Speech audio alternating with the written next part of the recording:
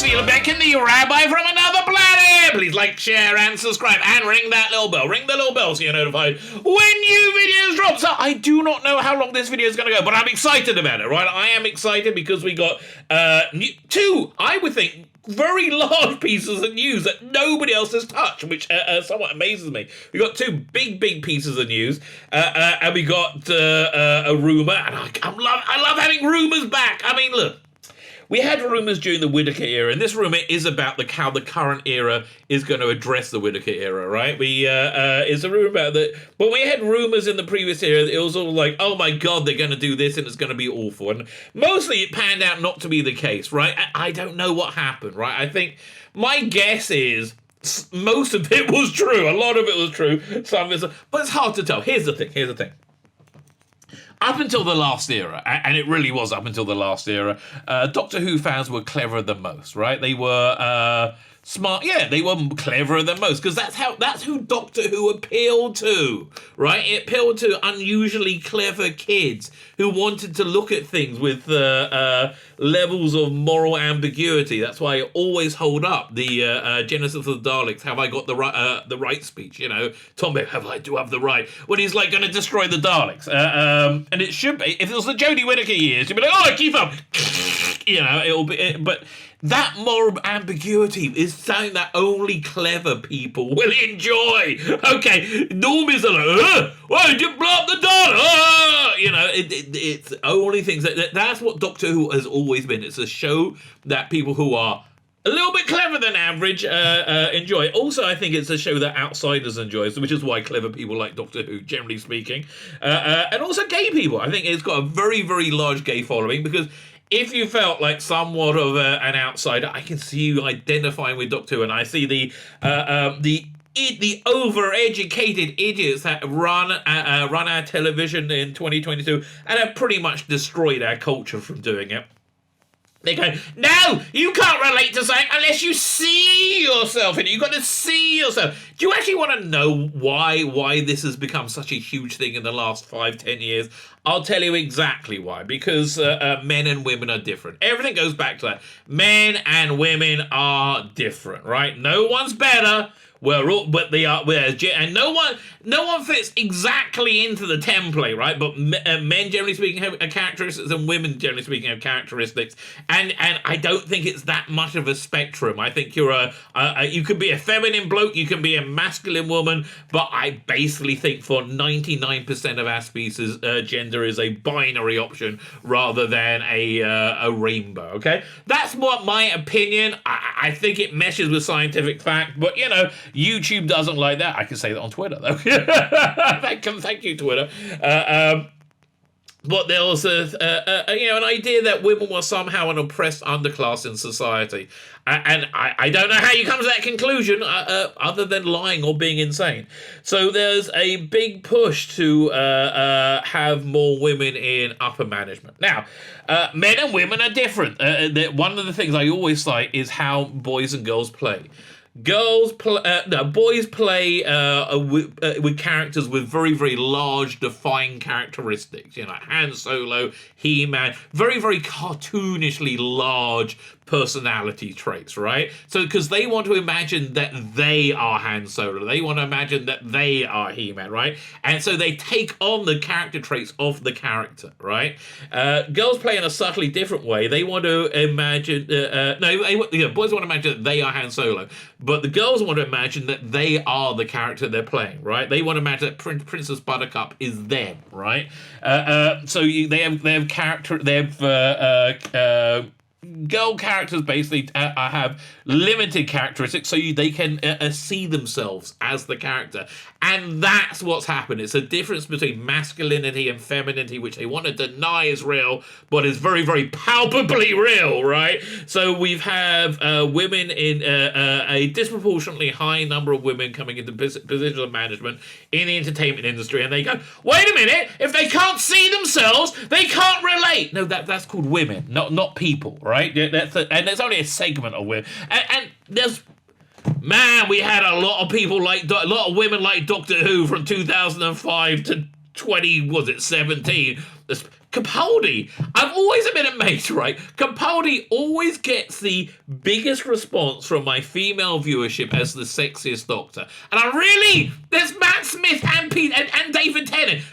Listen, don't get me wrong. Capaldi is, I get why he's somewhat smouldering, right? And I do love his performance. But that's essentially it, right? That's how our culture got decimated, because we had a female view placed on anything rather than there being masculinity and femininity in the world. And this is a practical result of it. Anyway, I digress. Could you like this YouTube channel?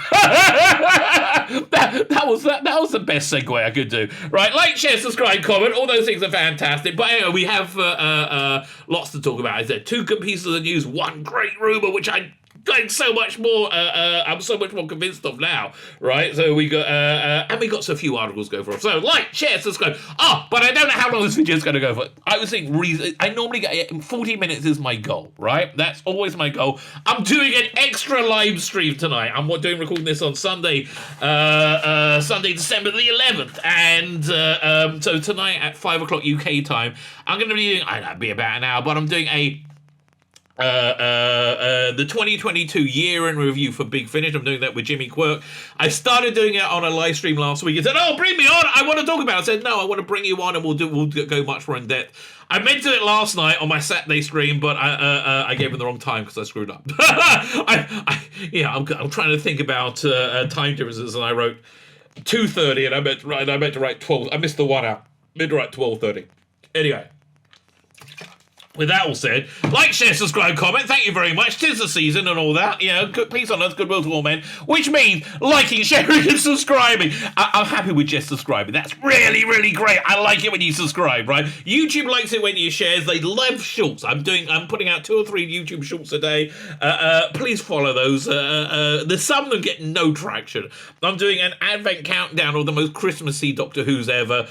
Different video a day, and like no one's watching. And I enjoy this. The sort of thing I would enjoy watching. Anyway, follow me on, where am I on? I'm on Rumble. Hit the Rumble button. On Instagram, I just opened my Instagram account, so follow me there. One of the greatest Instagram accounts of all time. On the Twats, follow me on Twitter, at Biblical Comics. And Elon Musk, please, mate, can we get Twitter Blue in Israel? Twitter Blue wants to be a competitor to YouTube. I'm like, yes, mate. I'm on board with that. So can we get Twitter Blue in Israel? And yeah, as an aside, if it's got blue in it, I always want to buy it. Why? It's so silly, but it's so true, right? When I was a young lad, okay, this is when I was a young burgeoning adolescent. The word, the phrase that would define eroticism for me in my, other than Nicola Bryant, the word that would define eroticism for me was electric blue. The words I should say was electric blue, which was I never saw any. It's the funniest thing. I've never seen any. I can't imagine they're too salacious. They were like these British porn titles, but they had very salacious covers on the top shelf of the video shop, right? Electric blue. There's so much mystery that, again, I can't imagine the two slaves. They're probably like some skanky-looking older woman with a top off jiggling around. Okay, that's what I imagine it probably looked like. But for me, it's just mystery. But anyway, because it's got blue in the title, I'm like, yes, okay, I would buy that. But anyway, they want to make it into a competitor. So, can we have it in Israel, mate? Can we? Please. I will definitely use that. Like, share, subscribe, comment. Instagram, Twitter, Substack. My email newsletter is stunning and brave and fantastic. Stop stunning and brave. But so, it's in the video notes, okay? You'll always find me. I always try to put extra stuff in there. There's a paid one. Sign up for that too. I've got to put more content on that. But I don't, because nobody's signed up for it. But that's basically where we are. It's $5 a month, but okay. Like, share, subscribe, comment, Substack, Instagram. We covered everything. Fine. Let's get to the news. So here, this is the first bit of news. And how nobody at all has commented on this is absolutely beyond me. So this is from the recent Doctor Who magazine. Great issue, okay? I think it's safe to get a subscription again, right? I think it's safe. First, and this is from the Rusty Davis column, and I forgot. I love they did this every year. The 12 things of Christmas. By the way, and every year he puts this in, and I always love it. Where he goes 5 golden rings. Love that bit. Every year he does it, and every freaking year it makes me bloody smile. Okay, every time, right? And I'm always taken by surprise by it. Anyway. 2 episodes are shooting. Block 1 started shooting at the beginning of December. It is the 11th of December now. We're still in the beginning, right? I wonder if those locations will have made the papers by the time you read this. Some far-flung, but some very much not. Which means to me, this hasn't happened yet, right? This has not happened yet, because we would have heard about it. Do you not remember David Tennant, right? So we have to see Shooty Gatwa in costume with Millie Gibson. I'm saying Millie Gibson. It's good. It's reason enough to make you want to see it. But I think that's exactly what's going down this week, right? This is December the 11th, Sunday, December the 11th. If it's the beginning of December, it's got to be this week. Next week it's the 18th. They're going to be off already, right? They're all, this bloody week we're going to see Shooty in costume. I hope, because I can't imagine this went under the radar. But it's very, very, very, very exciting. So, on to that bit of news. Let's move on to rumour, right? Rumour. This is a great rumour, which I am so believing, right? I am so freaking believing right now. It's which, you know, I kind of originated the rumor, I think, right? But then I've done a lot more research. I'm like, oh yeah, this is going down, baby. This is totally what's going down. What's going on with David Tennant? Why is he back as Doctor Who, right? What is going on with it? How did Jodie Whittaker regenerate into David Tennant on a wider question? Why did the Jodie Whittaker era not fit into the rest of the continuity of Doctor Who? And it didn't. I'm sorry, it didn't. I mean, even trying to understand the retcons brings up so many questions that just does not make any bloody sense, right? You know what? Actually, I've got quite a good article. Yeah, I've been actually looking for a reason to go over this article. This is the reason, right? This is actually giving us a great reason. This is from Reddit. Let's go over here. Fine. So if you want to dispute that the Timeless Child made any sense, let's go through it for a second, right? And where is it? Over here. Doink. So this is Reddit. What made the Timeless Child arc as so incoherent? Here's the entire Timeless Child arc, and I've been meaning to sit down and write down, because when you do, it gets really bad, right? It gets really. The same is true, by the way, of what's the Matt Smith Christmas special, the Doctor Winter in the Ballroom. When you write down the actual plot of that, you're like, Stephen, was this done in between episodes of Sherlock? Because it seems that. However, oh my God, Last Christmas, I watched that last night, the one with the brain crabs. Freaking incredible! So much better than I read. Like, absolutely incredible. It's a searing, terrifying, base under siege story. And here's where I think the complaints come in. Because it really is. It's like an Aliens-esque base under siege story. With like dolloping of Christmassy fun like on top. So the two things, do they go together? Not really. But yeah, how they had Father Christmas in it is how they had Father Christmas in it. It made absolute sense. The greatest tragedy of Last Christmas, it wasn't Clara's last episode. If they had her at the end, they wake up and he finds Clara and she's old, right, when the brain crabs are attacking. And if that was him saying goodbye to her, that would have been incredible. That would have been an absolute incredible end of an arc, and I think it would have set her up as one of the all-time great companions. Now she just overstayed her welcome. Well, don't get me wrong, I like season 9 a lot. I like Face the Raven. I do like season 9 an awful lot. I think she overstayed her welcome though. But anyway, when you write it out, it makes no sense. So let's look at this. Here's the entire Timeless Child arc. There's a character called the Timeless Child. It's an alien being of unknown origins with unlimited regenerations that gave the secret regeneration to the Time Lords and aided in founding all of Time Lord society. Okay, so far, I think we're okay. Okay, even though I don't like it, but I don't think it's that that terror. I mean, it's not. It can be made to fit into continuity with skill. Oops, don't have any of that. After that, they got enlisted. Okay, now it gets complicated. After that, they got enlisted into the division to perform special ops missions for Time Lords throughout the known universe. When the Timeless Child was no longer needed, they were thrown away and they were thrown away and rejected. The Timeless Child got reincarnated as a baby and left on Gallifrey to become a Time Lord. Later becoming the Doctor, we know that. We know and love, and we see in the first episode. What is that? What happened? The Timeless Child was no longer needed. When the Timeless Child was no longer needed, they were thrown away and rejected. Didn't they run away? Oh no, they got reincarnated as a baby and left on Gallifrey to become the Time Lord later. Really? Okay. He got regenerated as a baby. I don't remember that bit. As the Doctor grew up and travelled on adventures, Division kept an eye on them. I guess it's right. Okay, that's true. Right. No, that doesn't fit. The similarity between the Doctor and Timeless Child was so eerily similar that it scared the Division. And with the 13th Doctor so close to uncovering their origins, the Division unleashed the Flux to destroy the Doctor. With the universe's collateral damage. By the end of season 13, the universe is restored and the Division is destroyed. No! It wasn't restored at all, resolving all conflicts and answering the unresolved questions. Well, I guess that's maybe their intent.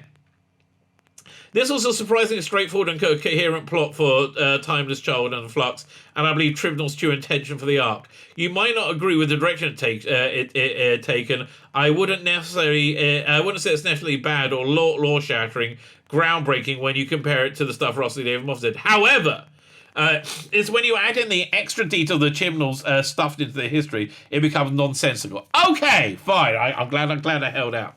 When the Timeless Child was no longer needed by Division, they chose to wipe its memory and turn it into a baby rather than killing them.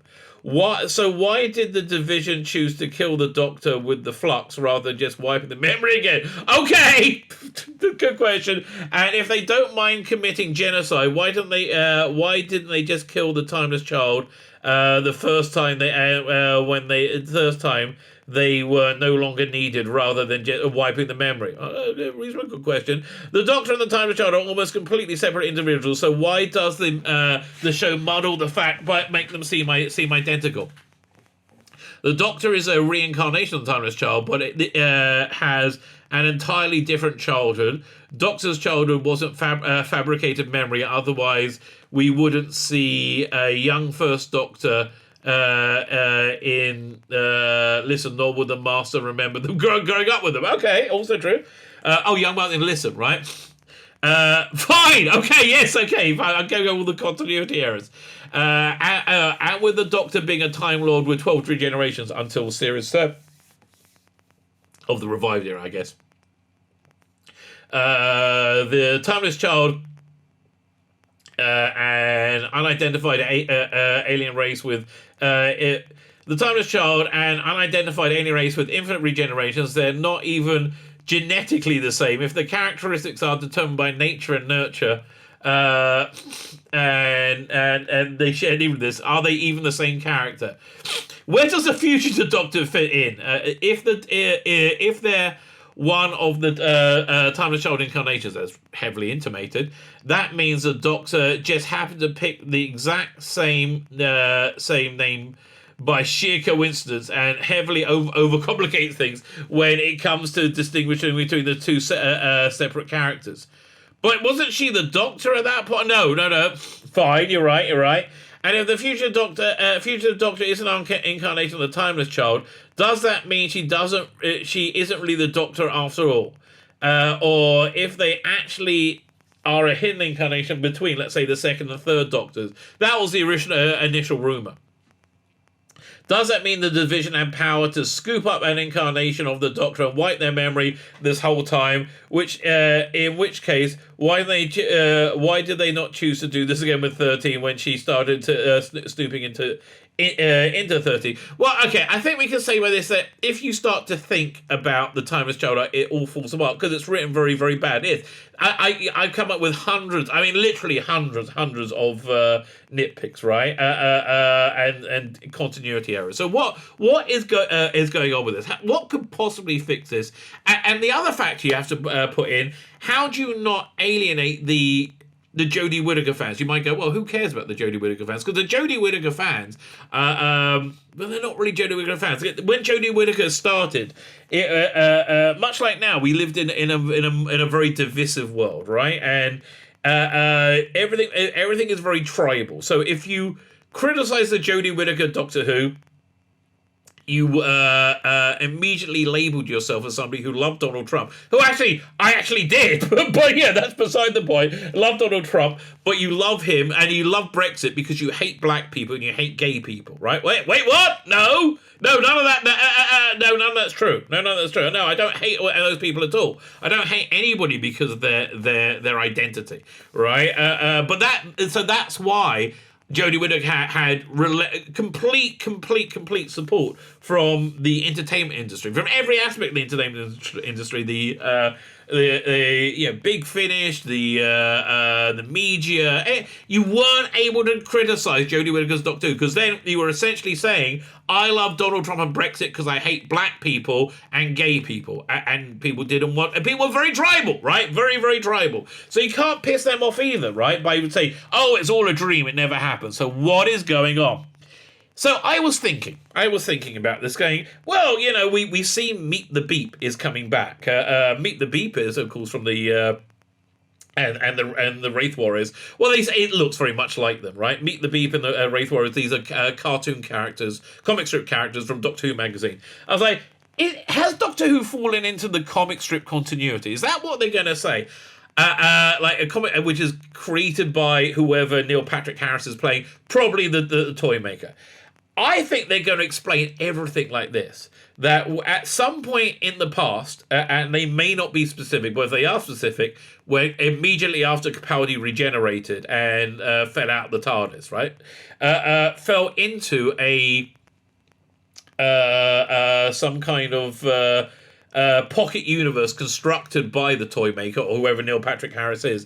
And that's where they've been ever since. This would explain all the continuity errors. Like, it will make everything make sense. At the same time, the Jodie Whittaker adventures were real and happened and mattered. They weren't retconned out of existence at all, but they were, right at the same time. So she's been fighting a secret battle with the toy maker all the time. So why do I think this? So what evidence do I have to support this? Well, firstly, we have all the continuity errors, right, which they don't want to admit are real, but we all know are real, right? They got all the continuity that went down. But more than that, much more than that, we have over in Doctor Who magazine, for example, with the comic strip. Comic strip is going to run for 13 issues, and it's going to bridge the gap between Power of the Doctor and the David Tennant specials, right? And so far, the depiction of David Tennant's the 14th Doctor in that has been exactly like the 10th Doctor, like David Tennant. But weirdly enough, it's about the Daleks invading Earth in 1966, during the World Cup, completely destroying established continuity, established events, right? How can this be possibly resolved? So the other piece of the puzzle, which I think is vital, is something I did not understand. This is from a couple of issues ago in Doctor Who magazine. Chris Chibnall gave his exit interview, right? And he said, when I heard what Russell was doing, I said, oh, what I did is really helpful to you then. So I read that and I saw, and that was before Power of the Doctor came out. So I saw Power of the Doctor, and Jodie regenerated, on the cliff. Got in trouble for that I can't remember where it was from. Regenerated, and it was going to be into a cliffhanger, to a black regeneration. But then David Tennant came back, and so we had that extra scene filmed, right? So How did that help? That was obviously how it was going to end, right? Oh, well, I ended up with the Doctor regenerating into no one because we killed Doctor Who. That's not what he was talking about. I think he was talking directly about the woman who fell to Earth, her falling out of the TARDIS in the first moments of her life. She fell out the TARDIS and into this other realm, right? And which is where she's been ever since. And that's how I think they're going to not retcon the 13th Doctor era. They're going to recontextualize it. Again, it means it happened. It means it's real. It means it's tangible, and everything went on there. Plus, of course, that means they can also reuse the elements that work somewhat. They can bring Sasha Dewan back as the Master. I thought he did a fine job in that final episode. Also, I think he was I thought the plan was quite mastery in Doctor. In general, I think we all saw the quality of Doctor Who pick up just after hearing Rusty Davies was coming back. I think Flux was the best thing they did.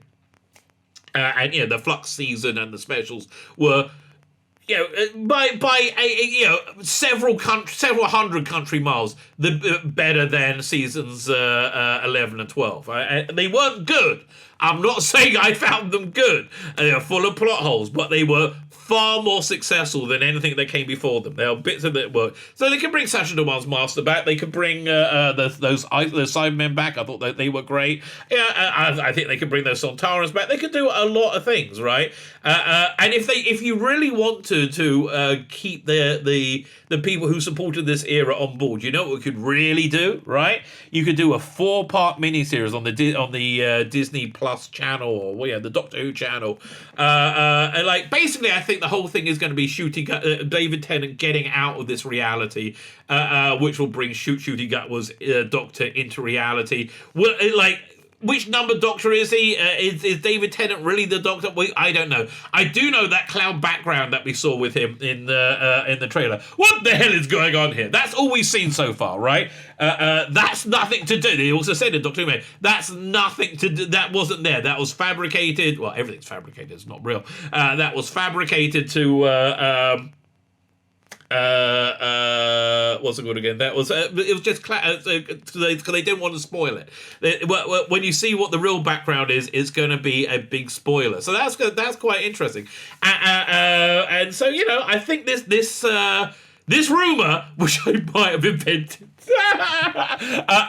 I think has a lot of legs. I think it works really well in that it gives you your cake and eat it.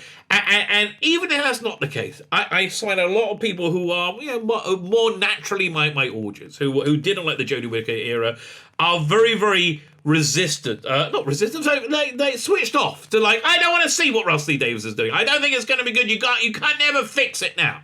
It can never be retconned. It can never be undone. I've given you away. It could be. Hundreds of people have come up with other ways, right? But this is a demonstration that if you are a writer, right, if you know how to write, you can write your way around anything. And Rusty Davies, look, I think I'm pretty good at the old scribbling. I think I'm quite a good writer. I like my comics. I like the things I do. I think Rusty Davies may be a smidgen more accomplished than me. Just a smidgen, okay? I think he could totally do this, and I think this would, again, given the best of all worlds, right? It would absolutely, especially did a Doctor. Oh yeah, so let's say that it's all about them breaking out. I didn't have an interesting thought. Let's say it's about the 3 parts about them breaking out this Earthstats reality, this pocket universe, getting to the shooting gut with Doctor. They could then do a 4-part miniseries with the Dr. Ruth Doctor, the fugitive Doctor, as that pocket universe collapses, where she goes around saving people as the universe universe collapses. They said in that thing when we went over the Timeless Child that the universe was restored. They never established that. They never established that at all. They could round out that whole era. They could give us some real I've never known anybody planning this, but this is like they could do. It's an example that would really, really just cement it all. That it was real and it wasn't, it mattered and it didn't, it retconned, it's gone. and we can move forward as one fandom. Wouldn't that be awesome? Wouldn't that be absolutely freaking awesome? So this is another thing that I've been thinking about as well, which might also tie into this. Another bit of news and rumor patrol. We saw last week, and I can't show it to you. It's on my Twitter channel. It's on my Twitter account, whatever, Rumble. I think I put it on Instagram as well. It's not on YouTube, right? It is not on YouTube. The leaks of the TARDIS set. Now, the person who decided, they were mortified. These leaks went out, right? Absolutely mortified. And I can understand why. You can't really see what it is, right? It's not at a stage that it's ready to be shown. Right now, it looks very stark. It looks very white. It looks like the prison sections from Andor. If you saw that, if you didn't see that, if you're having trouble with insomnia, Andor might be the show for you. Who would have thought? I can't sleep. I need to watch something really boring. How about a bit of Star Wars? Oh, that'll do. Andor is definitely the show for you. But it looked very stark. It looks very white. So I don't know if this is like the underpinnings of it, and they're going to dress it and paint it and do things with it, or they're going to go for the traditionally very white TARDIS look. But here is a bit of news that I don't think anybody's really noticed yet, right? This is an awesome bit of news. It's presumably this leak happened relatively recently, right? It happened with the shooting up. Filming started last week, I should say, at the beginning of December. So they probably had to build that set for him, right? So this is probably from this shooting block. This leak happened. However, David Tennant's Doctor Who, he finished filming months and months ago. He was certainly inside a TARDIS, right? What TARDIS was he inside of? It can't be the Jonas one. That set's been struck and also was awful garbage. And I don't think they're going to want any creative tissue whatsoever between the Jodie Whittaker years and the David Tennant thing, because nobody liked it. It didn't work. It failed completely, right? It failed absolutely completely. So there is that. So I don't particularly see it coming back. So is David Tennant going to have a different TARDIS? Is he going to have his old coral TARDIS? We don't know, but it seems to be the shooting upward TARDIS and the David Tennant TARDIS are not going to be the same thing. Well, that's something to be excited about. Fine, let's have a look at a few other bits of news. Where is this? Doink. So we're going to start over here. This one annoyed me, right? This news story actively annoyed me. You basically got my Christmas shopping list up here. V for Vendetta, which I'm reading right now, 30th anniversary edition. Freaking amazing, right? Absolutely amazing. I don't have ray guns and rocket ships, but I would like it. And the Who Adventures is on its way to me now, right? Look at this headline: Millie Gibson turns head in a chic green coat as she goes shopping at the Christmas markets in Manchester. Manchester, after being announced as the new Doctor Who companion Ruby Sunday. That headline isn't very true. So that headline, I saw it, I'm like, oh, I'll click on that. I will click on that. And that's why they wrote the headline. So Millie Gibson turning heads, which means this must be quite, and she must look pretty darn good in this picture. She's turning heads. She looks chic in a chic green coat. Oh, there's a Millie Gibson sighting. Yes. And look, basically, I'm a pathetic old man, right? And I like looking at attractive young people. This is what happens when you get old, okay? I'm not saying I want to or have any intentions to do anything untoward whatsoever. The only woman I touch is my wife. I mean, genuinely, really, when somebody insanely hot walks by, I'll go, what? Who did you get what? I'm a human being, man. I'm made of flesh and blood. What do you want of me? So, this headline got my attention, as it would, right? I mean, because I am sane. So I scroll down to look at this, and it's like, it's a young lady doing Christmas shopping. I mean, leave me alone. Leave her alone. I mean, look, she just looks like a normal person. Christmas bloody shopping. Leave us alone with this, okay? I mean, if it's a hot picture, and here's how I think this should work, right? Here's how I think this should play out. I think if somebody is, a celebrity is glammed up and celebed up, yes, paparazzi away. So that's what it's like. She's just doing a bit of bloody shopping. Will you watch it? Oh no, she's going to Tesco's. But let's see what turkey she's buying. again, still an attractive person, but seems to be somebody just doing a bit of shopping, right? And over here, she noticed the pap, and she's like, oh, God, leave me alone. Leave me alone, which is kind of how I felt with this. This other little story I saw, which I think's a bit strange. Bridgerton star Adja Andor hints a return to Doctor Who amid Rusty Davis' comeback. By the way, that rumor, that fan theory, whatever, is also will explain how David Tennant can meet Donna again. It's not the same Donna, right? Not the same Donna. I don't know what this is. I just see Carol Vorderman makes digs at Prince Harry. Thank God for that. Oh my God. Okay. Complete aside. That clip from the Netflix. Okay. Netflix, if you want me to turn you off, this is what you do. You do to me what you did last night. I turned Netflix on, right? I was going, maybe I'll watch something on Netflix. And the first thing that comes up is... what was it? It was something like I wouldn't watch in a million years. But the second thing was the Prince Harry thing. I'm like, leave me alone! Right, that clip of Meghan Markle taking the piss out of the Queen because she had to curtsy to her. Oh, God, made me want to vomit, right? It really made me want to vomit. How can she be any bloody worse? And I have to say, Harry, mate, she better be the best freaking lane. Not that you've ever had, that any human being has ever freaking had. She better be so insanely crazy in bed, right? That will make you do absolutely anything. At that point, listen, if Harry would turn around and say, let me tell you about some of the things she does to me, and we all go, oh, okay then. Up until then, no! Right, nothing make this okay. Anyway, so we have Adonna 59. So is she coming back? Could well be, right? Could well be. It's look, David Tennant said there's a lot more things that happen in the studio that happen on location. Why wouldn't Martha come back? If Martha came back, I think Adjoa. I don't know how to pronounce your bloody name. Okay, listen. There was a good. One of the good things about the past is you knew how to you can speak to people respectfully because you know how to say Janet, right? You know how to say Nicola. It's not hard. Adjoa. I'm not denying your heritage or your reality. I just say I don't know how to fucking say your name. That's it. Okay, that's the only thing I'm saying. So let's see. How was she hinting? She's in Bridgerton, so they can see definitely want that.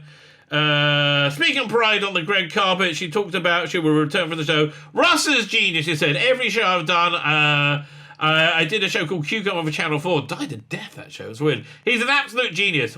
So if he said to me, jump, I'll say how high. But I cannot wait to see what he's doing with it. Okay, no. Okay, she is not saying she's coming back, right? She's not coming back. I know we got a bit of Mr. Tennant. There's not even close to a hint, right? It's not even close to a hint. Fine. So let's close up with this last article from Bleeding Cool. Something that I've mused on many times. Doctor Who, the moral failings of the 13th Doctor era, which hopefully can be kind of smoothed over with this rumor, right? With this rumor, retcon, recontextualization, whatever you want to call it. The Chris Chibnall era of Doctor Who was disappointing for its unrealised potential. Listen, mate, you were sucking its dick all the way along. Okay, Andy Tantamouth. You always said it was the best thing ever, and anybody who in any way complained was an icky wicky little bigot. That was you, okay? That was what you bloody said. I didn't put these words in your mouth. This is, well, actually, I literally just did that, okay? I was paraphrasing. Listen, I'm not going to go to the trouble of pulling up every article with you sucking Chris Chibnall's fucking dick.